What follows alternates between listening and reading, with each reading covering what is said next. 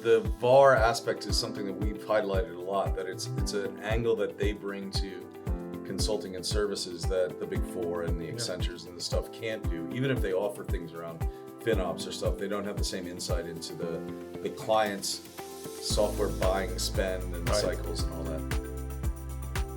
Welcome to TBR Talks, decoding strategies and ecosystems of the globe's top tech firms, where we talk business model disruption in the broad technology ecosystem. From management consultancies to systems integrators, hyperscalers to independent software vendors, telecom operators to network and infrastructure vendors, and even chip manufacturers to value-added resellers.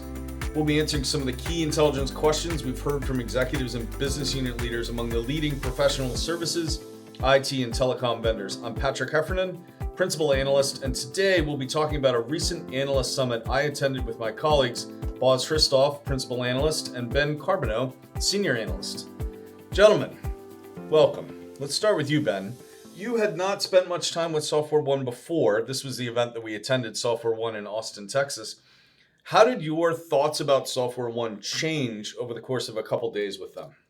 Sure. So I think going into the event for SoftwareOne, I knew that the company was a reseller of software and that they had been working towards becoming more services-led. However, my understanding of most other VARs, as I track them for our channel partner market landscape, is that everybody wants to say that they're services-led, but really the businesses still are pretty siloed. So going into the event, I would have thought that SoftwareOne's software resale business and services business would really be not well connected. But coming out of the event and over the span of 2 days and several events, several presentations, I found that those businesses really are quite intertwined, really with SoftwareOne leading with that kind of consulting and advisory approach to sell their software in kind of a way that I think is different than some of the other VARs I track, which are really just out to get as much licensed volume as possible. Yeah, I think it's one of the advantages of being there for a couple days is you get to hear that message again and again. So they don't present it on the main stage, but you get to interact with the leaders in here, and that sort of their full story comes through, right? Definitely, yeah.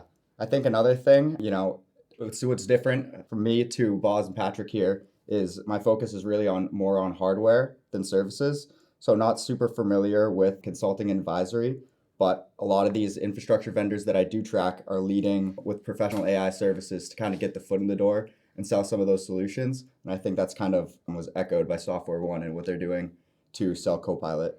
So it's going to help you better appreciate when you hear from infrastructure providers what they're trying to do with respect to services. You'll have a better lens of this is what's really happening. This is a company that's actually doing it successfully, right? Definitely, yeah. It really dug into the weeds. I think, you read brochures that are posted by companies, and it's kind of sometimes hard to understand really what they're doing, consulting and advisory wise, and really how they're adding that value to the customer. But through these presentations that SoftwareOne presented, I think I really came out with a better understanding of what's going on. Excellent. So, Boz, I know we've spent a lot of time with SoftwareOne. In fact, we went to their analyst event in Milwaukee last year. So other than the very different cities that we were in, what's something that really struck you as either surprising or just really significant in terms of change from last year in Milwaukee to this year in Austin? Yeah, I think just to kind of echo to what Ben was just saying, the more integrated approach and just their appreciation of the partner ecosystem that has significantly started to expand beyond the two of the key partners like Microsoft and SAP. They're leaning more into Google and then AWS, and we heard that in informal discussions with some of their clients on site as well. And just understanding like who they are as a company, I think that's the number one thing. Obviously, now that services just has tipped over the 50% mark, so it's the larger portion of the business.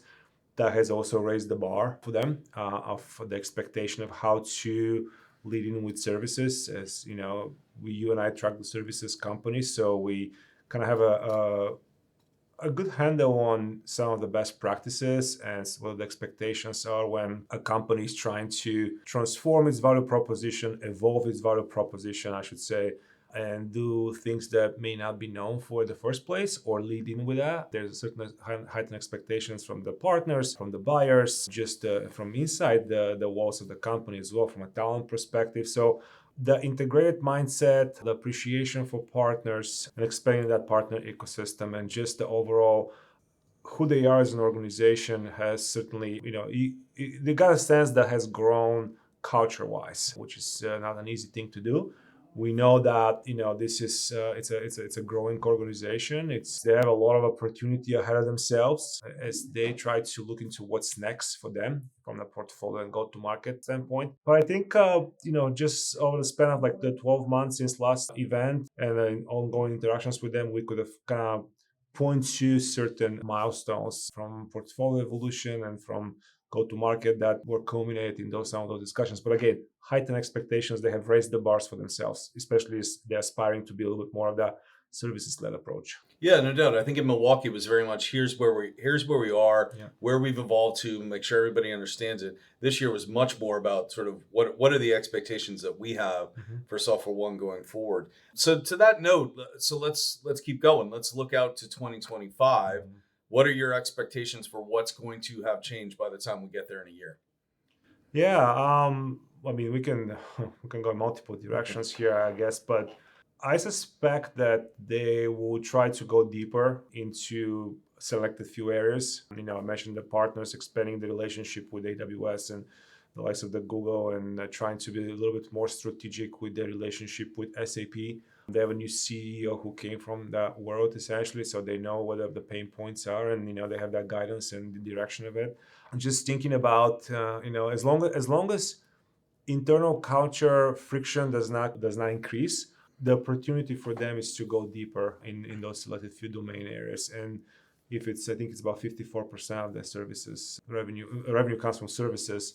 Probably a good marker will be about 60%. I think that'll be certainly a good milestone to measure that success and that changes that they have started to paving a way in a year time. So something for us to keep an eye on for. But I think relationship with going deeper with the hyperscalers and the SAP, I think those are critical for that to happen. If they get to 60%, I mean, that's where you stop thinking of them as a VAR and you just think of them as a services vendor that has a VAR legacy and that sort of long tail revenue, that sort of very solid stream of revenue that comes from their VAR activity, but they're really that doesn't really define them anymore, right?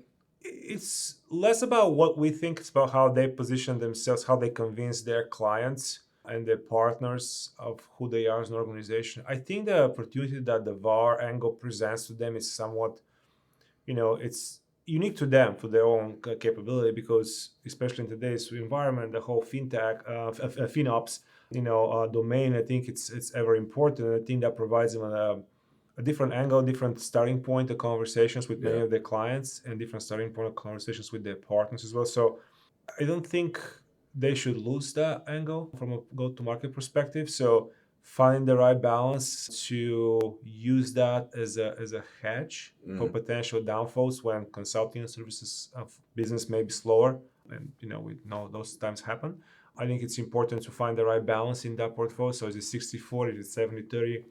Time will tell, but I think it's important to think about, who they are as an organization. And I mean, just to draw a quick parallel here with the Big Four, they have had very strong consulting businesses over time, but keeping the tax and audit practices certainly have helped them to, hedge that headwind in the corporate level, and create the hedging strategy when needed, when services, traditional IT services and consulting are, not experiencing as a sustained growth as they may be experiencing in the past. So having a balanced portfolio and having an internal buy-in of who they are as an organization is as equally important as to convince the ecosystem of stakeholders, including technology partners and clients. Yeah, and that's super important because you're right. The VAR aspect is something that we've highlighted a lot, that it's an angle that they bring to consulting and services that the Big Four and the Accentures and the stuff can't do. Even if they offer things around FinOps or stuff, they don't have the same insight into the client's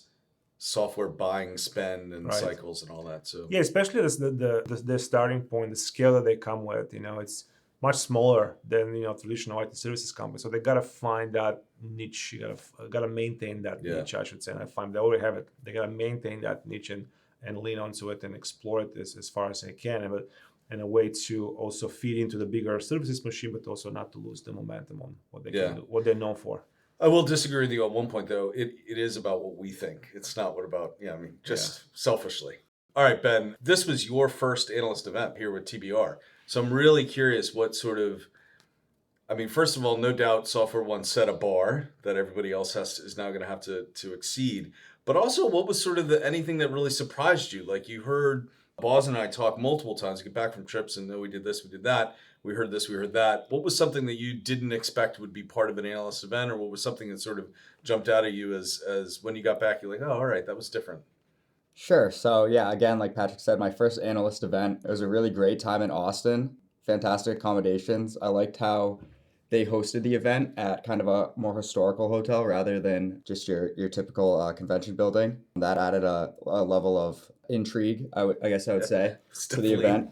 Definitely a maze getting around that hotel, so yes. And then with respect to where SoftwareOne set the bar, I'd say they set the bar pretty high. I had, again, never been to an analyst event, but I've, through email and on my computer and over the phone, have tried to get in contact with different business leads and different, C-suite members.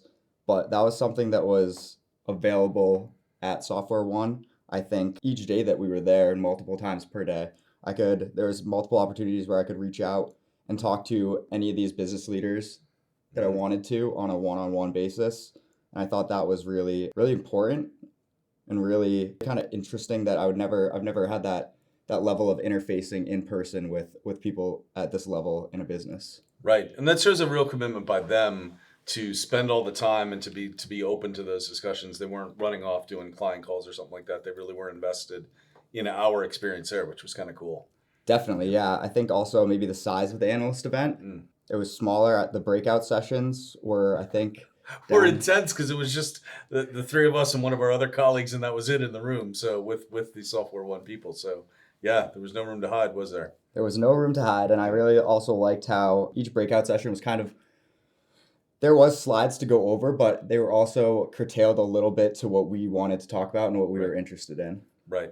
One of the groups never even got past their intro slide, and that was it. So, all right, gentlemen, one last question before we go. We went to Austin, Texas, one of the better food cities in America, no doubt. So what was the best meal that you had? Or alternatively, if you'd prefer to just pick one particular item that you ate while we were in Austin, and we ate really well. Boz, you have to go first. What was the best thing or the best meal? Am I limited to only one? You're limited to only one. Oh man, that's a tough one. Well, the red fish that we had at the first night dinner, I think was unique to Austin, to Texas, I guess. Yeah. I have not had that before, and certainly kind of raised the bar high on the seafood spectrum. Barbecue is barbecue, although we had a different barbecue experience. And now we're supposed to have only one choice, but the ribs at the barbecue joint at Franklin. At Franklin's, they were definitely. Yeah. It's saying something, though, that the first thing you said was fish. Yeah. You're coming from Maine. Yes, and you're like, the seafood in Texas was exactly, good. Yeah. So that was definitely his raised the bar. Ben? I would echo exactly what Boz said. I also ordered the Texas redfish the first night we were there. That was excellent. The wait staff at Fix was excellent, really knowledgeable. And then again at Franklin, well worth the wait in line for the ribs. I would say brisket, but my brisket experience is not quite as long as my experience with the ribs. So those ribs were by far the best ribs I've ever had in my life. They were exceptional. And I also had the redfish the first night, and it also was the thing I came back talking about because it was so incredibly good. Gentlemen, thank you very much. So next episode, I'm going to be talking to Boz again, and we're going to be talking about key intelligence questions that we're gathering, of course, all the time. But most importantly, we're going to talk about an event that we both attended along with one of our colleagues, Kelly. That was EY, and it was in San Francisco. So don't forget to send us your key intelligence questions on business strategy, ecosystems, and management through the form in the show notes below.